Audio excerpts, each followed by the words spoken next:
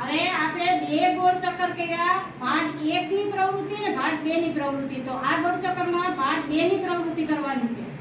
દરેકની પુસ્તિકામાં આકાર દોરેલા છે લંબગોળ, લંબચોરસ અને અર્ધગોળ.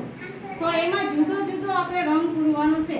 તો લંબગોળ છે એમાં આપણે લાલ રંગ પૂરવાનો છે, પછી લંબચોરસ છે એમાં પીળો રંગ પૂરવાનો છે, અને અર્ધગોળ છે એમાં વાદળી રંગ પૂરવાનો છે. બરોબર?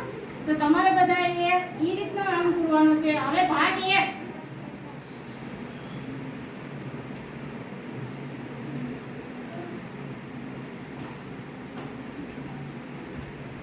હવે ભાગ 1 માં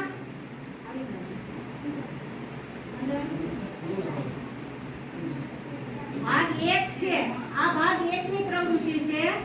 ભાગ 1 ની પ્રવૃત્તિમાં આકાર દોરેલા છે. તો ત્રિકોણ, ગોળ, ચોરસ. અહીંયા જો ક્યાં ક્યાં આકાર છે? ત્રિકોણ, ગોળ અને